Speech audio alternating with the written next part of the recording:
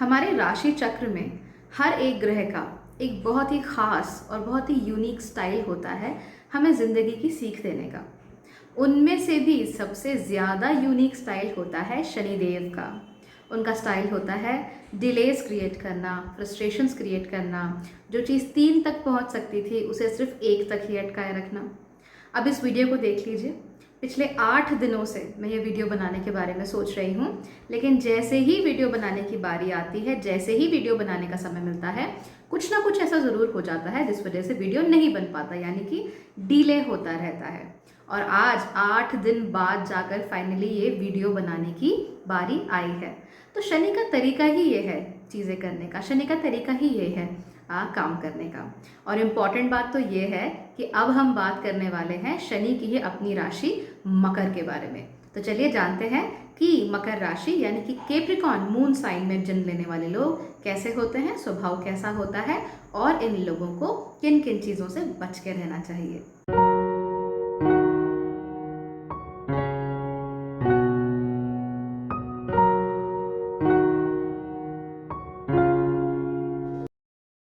नमस्ते, Bhagyashree holistic astrology में आप सब लोगों का एक बार फिर से बहुत बहुत स्वागत है। हम चला रहे हैं एक सीरीज जिसका नाम है माइंड बॉडी पर्सनालिटी टाइप्स। इसमें से हमने बात कर ली है सारे लग्नों की, यानी कि सारे बॉडी टाइप्स की, और अब हम बात कर रहे हैं सारे माइंड टाइप्स की, यानी सबकॉन्शियस माइंड टाइप की। सबकॉन्शियस माइंड का संबंध होता है हमारे चंद्रमा से, इसीलिए हमारी जो बातचीत होगी वो होगी चंद्र राशि के बारे में। बाद में मैं सूर्य राशियों के भी बात करूंगी और अलग अलग ग्रह की अलग अलग राशियों के बारे में भी बात करूंगी, लेकिन फिलहाल यहाँ पर फोकस है चंद्र राशि यानी कि मून साइन का। आज हम बात करने वाले हैं मकर राशि के बारे में, यानी कि अगर आपका चंद्रमा आपकी कुंडली में मकर राशि में बैठा है तो आपका स्वभाव कैसा होगा और आपके सबकॉन्शियस माइंड में किस किस तरह के विचार आते हैं और आप किस किस तरीके से चलना पसंद करते हैं। सबसे पहले जान लेते हैं इस राशि की सबसे बेसिक क्वालिटीज के बारे में। राशि का स्वामी है शनि, यानी कि शनिदेव, इंग्लिश में कहेंगे इसे सैटर्न। सैटर्न की 2 राशियां होती है, पहली होती है मकर और दूसरी होती है कुंभ, यानी कि कैप्रिकॉर्न एंड एक्वेरियस। नैसर्गिक रूप से मकर राशि 10वें भाव की राशि मानी जाती है। 10वां भाव यानी हमारे कर्म का भाव, 10वां भाव यानी जो हम करते हैं वो लोगों को कैसे दिखता है। जो भी हम कार्य क्षेत्र अपने या अपने जीवन में जो भी तरह के काम करते हैं उस पर प्रकाश जिस जगह डलता है वो होता है 10वां घर। इन जनरल 10वें घर से हम देखते हैं किसी भी व्यक्ति की नौकरी के बारे में, व्यवसाय के बारे में, या वो अपने जीवन में किस किस प्रकार के कर्म करता है उसके बारे में। और यही चीज़ लॉजिकल भी है क्योंकि शनि ही कर्म के देवता हैं, यानी कि जो भी कर्म होगा वो आपको शनि के थ्रू ही मिलेगा या शनि के थ्रू ही किया जाएगा। और उस कर्म का जो फैसला होगा 11वें घर में वो भी शनि ही करेंगे कुंभ राशि में, क्योंकि 11वां घर होता है लाभ का घर, यानी कौन से कर्म करेंगे वो भी शनि डिसाइड करेंगे नैसर्गिक तौर से, और उन कर्मों का आपको हिसाब क्या मिलेगा, उनका फल क्या मिलेगा, ये भी शनि ही डिसाइड करेंगे नैसर्गिक रूप से आपके 11वें घर में। तो ये तो हो गई 10वें घर की और शनिदेव की बात। इंटरेस्टिंग बात शनिदेव के बारे में जानने की ये है कि ये सबसे दूर के प्लैनेट हैं, यानी कि अगर आप हमारे नॉर्मल जो मॉडर्न प्लैनेट्स होते हैं यूरेनस, नेपट्यून एंड प्लूटो, उसको अगर आप हटा दें, सिर्फ 9 ग्रहों को ही माने जो वैदिक एस्ट्रोलॉजी में माने जाते हैं, तो उस हिसाब से सैटर्न यानी कि शनि सबसे दूर का ग्रह है, अंधकार में रहने वाला ग्रह है। सूर्य को शनि का पिता माना जाता है और सूर्य और शनि की तो आपस में नहीं बनती है, तो इसलिए शनि जो है वो सूर्य के प्रकाश से कोसों दूर अंधकार में रहते हैं, अपने हिसाब से चलते हैं, थोड़ा धीमे धीमे चलते हैं। धीमे धीमे चलने की वजह से जिन लोगों का जन्म मकर राशि में होता है उनकी लाइफ में एक बहुत कॉमन चीज़ ये हो जाती है कि उनके साथ जो भी होता है बहुत धीरे धीरे होता है, यानी कि जो चीज़ किसी दूसरे व्यक्ति के साथ 20 साल की उम्र में हो जाए वो इनके साथ 25, 26 इस तरह की उम्र में अक्सर कैप्रिकॉर्न राशि वालों में देखने को मिलता है कि देरी होती है। कई बार ऐसा होता है कि ये लोग अति परिश्रम करते हैं तो ही इन्हें कोई चीज़ समय से मिलती है, यानी कि भयंकर परिश्रम करने के बाद ही इन्हें कोई चीज़ समय से मिल पाती है। अदरवाइज सामान्य परिश्रम करते हैं अगर, तो फिर इन्हें चीज़ों में डिले होता है, और अगर परिश्रम नहीं करते और शनि का अनादर करते हैं तो फिर इन्हें कोई चीज़ मिल पाना बहुत ही ज़्यादा मुश्किल हो जाता है। इस राशि का तत्व है पृथ्वी। पृथ्वी तत्व हमने 2 राशियों में पहले भी देखा था। सबसे पहला था टॉरस यानी कि वृषभ राशि, और उसके बाद था हमारा वर्गो यानी कि कन्या राशि। जो भी पृथ्वी तत्व की राशियाँ होती हैं उनके अंदर एक खास बात होती है कि ये बहुत स्टेबल होती है और स्टेबिलिटी को पसंद करती हैं, स्थिरता को पसंद करती हैं। हालांकि अगर इनके अंदर की जो स्थिरता है वो ज़रूरत से ज़्यादा बढ़ने लगे तो फिर ये लोग काफ़ी रूढ़िवादी हो जाते हैं, बहुत ही पुरानी सोच विचार वाले हो जाते हैं और अपने आप को बदलने से बहुत ज़्यादा परहेज करने लगते हैं। इस राशि का आयुर्वेदिक दोष है वात। वात क्यों है? बहुत सिंपल है, क्योंकि इस राशि का स्वामी जो है वो है शनि, और शनि क्या है? एक गैस जायंट। ये तो आपने अपनी साइंस की किताबों में भी पढ़ा होगा दैट शनि and Jupiter are both gas giants. However जो शनि है इट्स रिलेटिवली कोल्डर। तो माना ये जाता है कि शनि की पावर होती है कॉन्ट्रैक्ट करने की, बंधन करने की, और जुपिटर की पावर होती है एक्सपैंड करने की, यानी किसी भी चीज़ को दुगना तिगुना कर देने की जो शक्ति होती है, एक्सपेंशन की, वो जुपिटर के पास होती है। और जो कॉन्ट्रैक्शन की शक्ति होती है वो होती है सैटर्न के पास, यानी शनि के पास।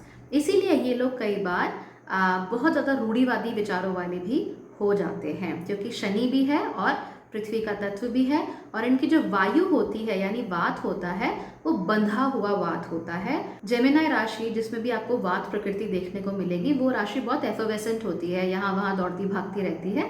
लेकिन वात प्रकृति का होने के बावजूद जो मकर राशि होती है उसको यहाँ वहाँ भागने से कोई इंटरेस्ट नहीं होता है। मोस्टली ये लोग तभी भाग दौड़ करना पसंद करते हैं जब इनका काम बन रहा हो। ऐसे ही ये फ्रेंड्स बनाने के लिए और कनेक्शंस बनाने के लिए या यूँ ही बातें करने के लिए किसी से दोस्ती का हाथ बढ़ाना जनरली पसंद नहीं करते हैं। इनका जो गुण होता है वो होता है तमस गुण। तमस गुण क्यों होता है? बहुत लॉजिकल सी बात है। शनि है इसके जो प्रधान देव हैं, सबसे दूर होते हैं सूर्य से। सूर्य से दूर होने की वजह से सबसे कम मात्रा में और सबसे देरी से इन तक सूर्य की जो किरणें होती हैं वो पहुंच पाती हैं। तमस गुण वो गुण होता है जो कि राक्षसों में बहुत प्रधान रूप से पाया जाता है। अब ये कोई गलत बात नहीं होती, क्योंकि हमने मोस्टली यही देखा है कि देवासुर संग्राम होता रहता है, देवता और राक्षस आपस में लड़ते रहते हैं।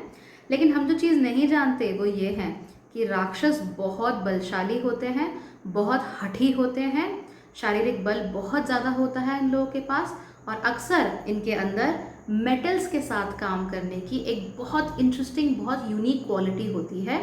साथ ही साथ ये लोग बहुत धनवान भी होते हैं। तो राक्षस बिल्कुल भी ऐसे भिखारी टाइप के नहीं होते, राक्षसों के पास बहुत धन होता है, लेकिन वो बुरे इसलिए बनते हैं क्योंकि वो इंद्र की सत्ता को हासिल करना चाहते हैं, यानी कि जो चीज़ उनकी नहीं है उसे हासिल करना चाहते हैं, इसलिए बुरे हो जाते हैं। अन्यथा अगर आप कहीं भी राक्षसों के बारे में पढ़ेंगे तो आप ये जानेंगे कि इनके पास बल और पराक्रम की कभी भी कमी नहीं होती, and mostly they are very rich and wealthy also. So interesting thing यही है जानने की कि तमोगुण होगा तो इस तरह की जो हठी प्रवृत्तियां हैं, जो बल वाली प्रवृत्तियां हैं, बलात् कोई भी काम करने की जो प्रवृत्ति होती है वो आपके अंदर ज़्यादा हो सकती है। बातों से घुमा फिरा के आप लोग काम नहीं करते, जो भी काम करते हैं स्ट्रेट फॉरवर्ड करते हैं, जैसे कि राक्षस करते थे। उन्हें इंद्र की सत्ता कब्जानी है, सीधे तपस्या की, वर मांगा और इंद्रपुरी में चले गए वहाँ पर उसे हराने के लिए, उससे लड़ने के लिए। तो ये जो स्ट्रेट फॉरवर्ड काम होते हैं ये आप लोग ज़्यादा अच्छे से कर सकते हैं, ना कि डिप्लोमेटिक काम। इस राशि में 3 नक्षत्र होते हैं जो मिलकर मकर राशि का नवमांश बनाते हैं। पहला है उत्तर आषाढ़ नक्षत्र, उसके बाद है श्रावण नक्षत्र और अंत में है धनिष्ठा नक्षत्र। उत्तर आषाढ़ नक्षत्र में अगर आपने जन्म लिया है तो आपका ध्यान ग्लोरी की तरफ बहुत ज़्यादा होगा, यानी ग्लोरी पाने की तरफ, यश पाने की तरफ। इस तरह के लोग बहुत जल्दी अट्रैक्ट होते हैं, इस तरह की उनकी इच्छा होती है कि उन्हें यश मिले।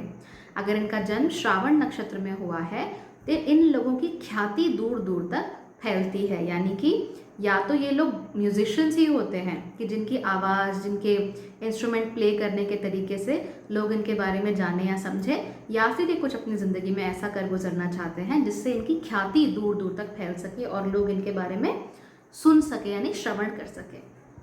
तीसरा जो नक्षत्र है वो है धनिष्ठा। धनिष्ठा नक्षत्र की खास बात क्या होती है कि ये आपको देता है धन और वैभव, लेकिन ये आपको धन और वैभव डायरेक्टली नहीं देता, ये आपको धन और वैभव कमाने की क्षमता देता है, यानी कि आपको कुछ ऐसी एबिलिटीज़ देता है जिसके थ्रू आप धन या वैभव कमा सकते हैं। मोस्टली धनिष्ठा नक्षत्र में जन्म लेने वाले लोगों को भी म्यूज़िक में बहुत इंटरेस्ट होता है, लेकिन नक्षत्रों की बात हम तब करेंगे जब हम नक्षत्रों की सीरीज़ बनाएंगे इसके बाद। फिलहाल आप लोगों के लिए यही जान लेना ज़रूरी है कि इस राशि में 3 नक्षत्र होते हैं, उत्तर आषाढ़, धनिष्ठा और श्रावण नक्षत्र। मकर राशि वाले लोग जो होते हैं बहुत लकी होते हैं। इनफैक्ट मैं मकर राशि को एक बहुत लकी राशि मानती हूँ। अगर आप मेहनती हैं, जुझारू हैं, आप मेहनत करने से डरते नहीं हैं, कोई आपका ज़िंदगी में लक्ष्य है और उसे पाना चाहते हैं और आपकी राशि मकर है, तो फिर आप उस लक्ष्य तक निसंदेह पहुंच ही जाएंगे। थोड़ी देर हो सकती है, लेकिन देर का मतलब ये नहीं कि आप वहां पहुंचेंगे नहीं, क्योंकि कोई रेस तो हो नहीं रही है कि फर्स्ट कौन आएगा। हमें तो ये देखना है कि सबसे अच्छा कौन कर सकता है अपनी एबिलिटीज़ के हिसाब से। इन जनरल क्योंकि शनि की राशि होती है, इसलिए ये लोग बहुत मेथोडिकल होते हैं। ऑर्गेनाइजेशन से काम करना इनको अच्छा लगता है। एक सेट सिस्टम से इन लोगों को काम करना बहुत अच्छा लगता है। मोस्टली जो मकर राशि वाले लोग होते हैं उन्हें एज इट कम्स वाला जो फिलॉसफी है वो उन्हें अच्छा नहीं लगता। वो कोई ऑर्गेनाइजेशन चाहते हैं, लाइफ में कोई सिस्टम चाहते हैं, कोई तरीका चाहते हैं।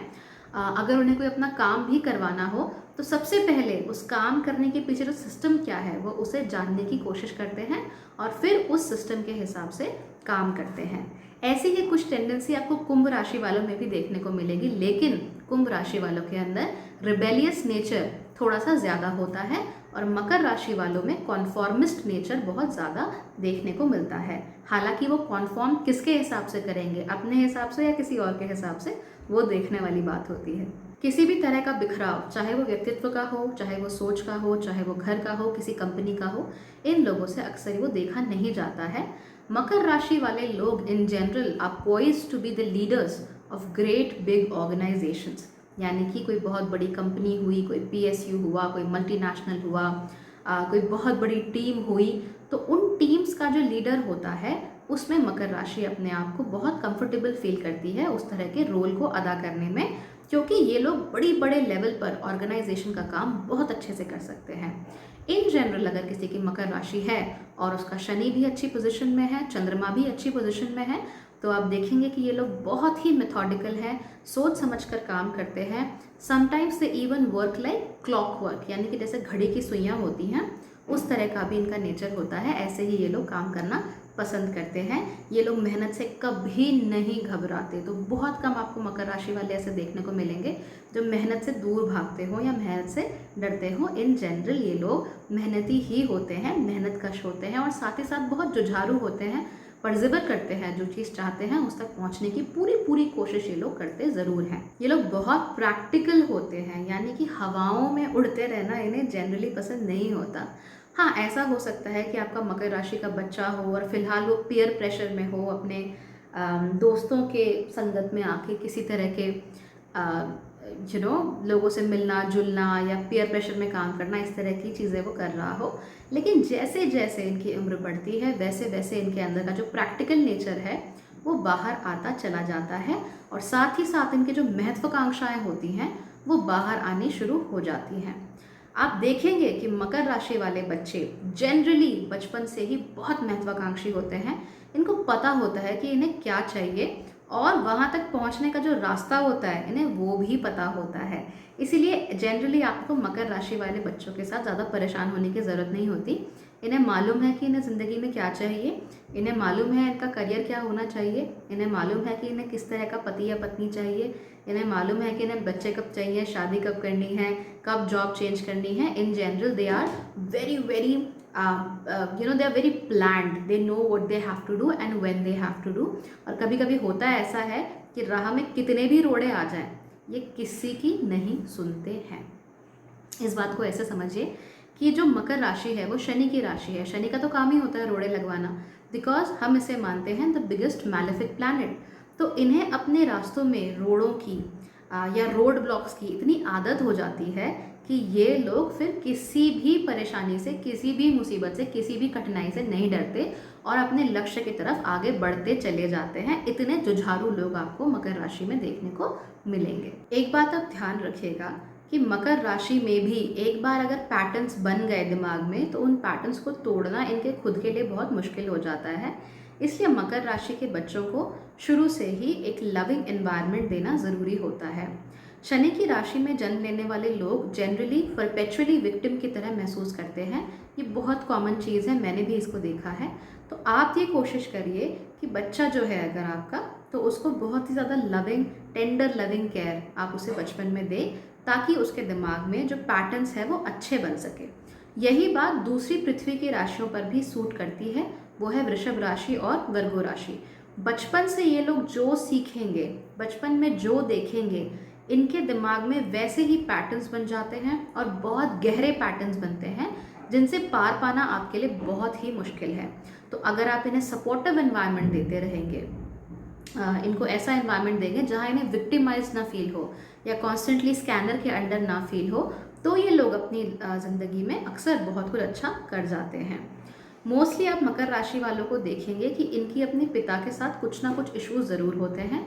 पिता के साथ नहीं होते तो अपने सीनियर्स के साथ, अपने दादा के साथ, नाना के साथ, या फिर ऐसे कोई सीनियर मेन जो होते हैं उनके साथ इनको कुछ ना कुछ इश्यूज ज़रूर आते हैं। कई बार ऐसा भी होता है कि अथॉरिटी में मेन नहीं होते, विमेन होती हैं, उनके साथ भी इनको इशू होता ही है, बिकॉज शनि प्रधान राशि है और जहाँ जहाँ शनि होंगे वहाँ वहाँ सूर्य के साथ दिक्कत होनी बनती ही है। और सूर्य कौन होता है? पितृकारक, पिता का कारक, पितरों का कारक, अथॉरिटी का कारक, गवर्नमेंट का कारक। तो इस तरह से इनको प्रॉब्लम अक्सर हो जाती है।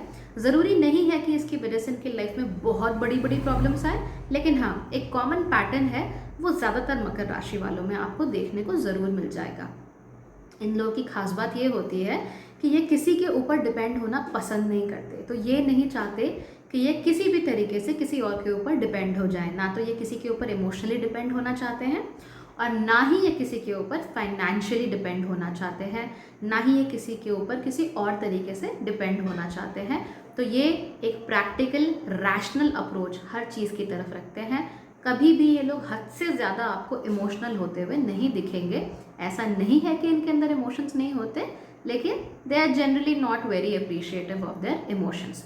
कई बार यही वजह होती है कि ये अपने इमोशंस को साइड में रख के अपनी महत्वाकांक्षा तक पहुंचने में कामयाब हो जाते हैं। जहाँ जहाँ भी हायरार्कीज होंगी, जहाँ जहाँ भी ऑर्डर होगा, जहाँ जहाँ भी बड़ी बड़ी ऑर्गेनाइजेशंस होंगी, वहाँ वहाँ पर आप मकर राशि वालों को बहुत अच्छा करते हुए पाएंगे।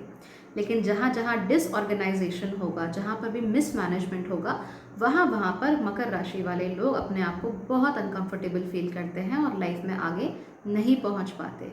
इसीलिए मकर राशि वालों के लिए अक्सर यही अच्छा होता है कि या तो वो अपनी कोई कंपनी स्टार्ट करने के बारे में सोचे, और कंपनी कोई छोटी मोटी नहीं, a big company, a big firm start करने के बारे में सोचें, या फिर किसी बड़ी ऑर्गेनाइजेशन में ये लोग नौकरी कर ले, क्योंकि ऐसी ही जगहों पर उनको वो ऑर्डर और वो हायरार्की मिलेगी जो ये लोग चाहते हैं।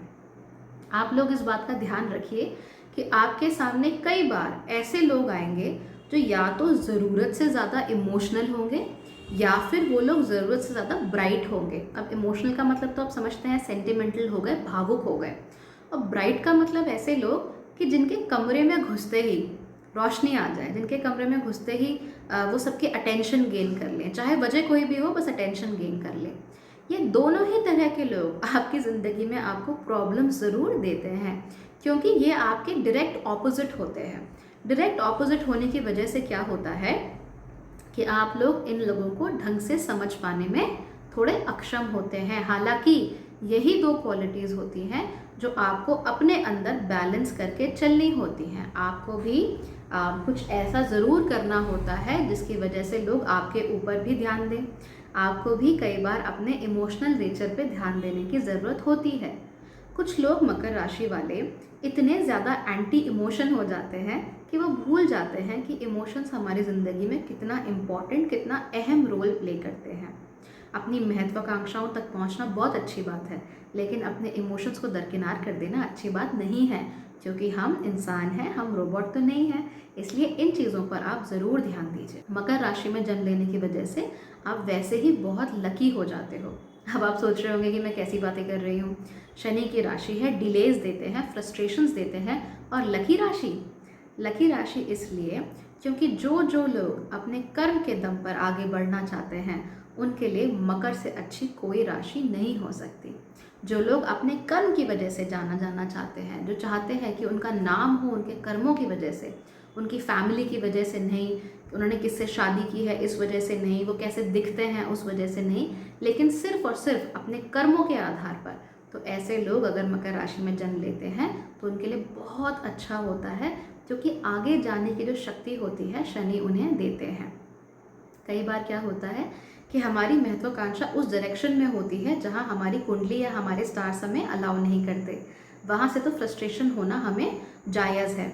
लेकिन अगर आप ये नोट करेंगे कि जहाँ जहाँ चीज़ें होनी होती हैं शनि उसके लिए अपने आप ही आपके लिए रास्ते खोलते चले जाते हैं। आप एक बार एम्बिशन करके तो देखिए, आप एक बार किसी चीज़ पर आंखें गड़ा कर तो देखिए, आप एक बार अर्जुन की तरह मछली की आंख पे निशाना साध कर तो देखिए, शनि आपका साथ ज़रूर देंगे। हालांकि इसमें एक और चीज़ नोट करने वाली है कि आपकी कुंडली में जो आपका लग्नेश है यानी कि जो शनि है वो कितना बलवान है। अगर आपकी कुंडली में शनि बिल्कुल बलवान नहीं होता तो जनरली आप लोग मेथोडिकल नहीं होते, आप लोग आलसी हो जाते हैं।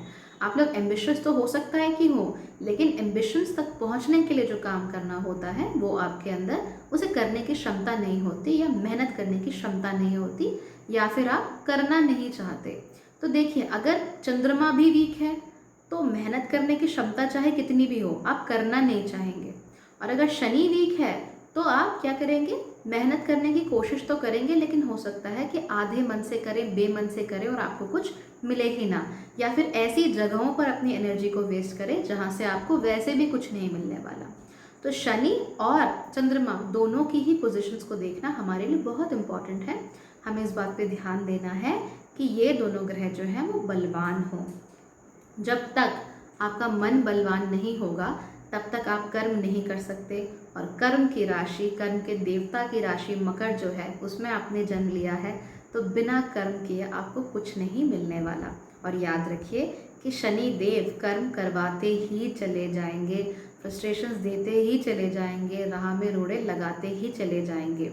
हालांकि अगर आपने उन रोड़ों को पार कर लिया तो फिर आपके लिए सारे दरवाजे जो हैं वेल्थ के, रिचेस के, धन धान्य के, वो शनिदेव खोल देते हैं। अगर आपका जन्म मकर राशि में हुआ है तो अक्सर 40 साल की उम्र तक आपके साथ किसी न किसी तरह के फ्रस्ट्रेटिंग जो हरकतें होती हैं, फ्रस्ट्रेटिंग इवेंट्स जो होते हैं वो आपकी लाइफ में आते ही चले जाएंगे। बच्चे बार बार बीमार पड़ते रहते हैं, ससुराल पक्ष से प्रॉब्लम होती है, पेरेंट्स से नहीं बन पाती, या फिर आप उन्हें समझने में नाकाम महसूस करते हैं अपने आप को, या उनसे दूर रहते हैं, या इमोशनल कनेक्शन फील नहीं करते। बार बार आपको प्यार में डिसअपॉइंटमेंट्स मिलती हैं, बार बार आपके सामने एक दोराहा आके खड़ा हो जाता है और आपको समझ नहीं आता कि आप किस राह पर जाएं।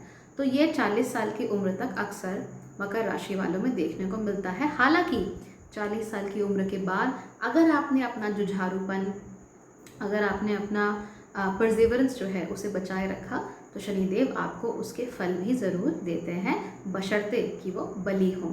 अगर शनि की जो दशाएं हैं और वो बली भी हैं वो पहले आ जाती हैं तो आपको कर्मों के फल पहले भी देखने को मिल सकते हैं। तो ये तो हो गई मकर राशि की बात।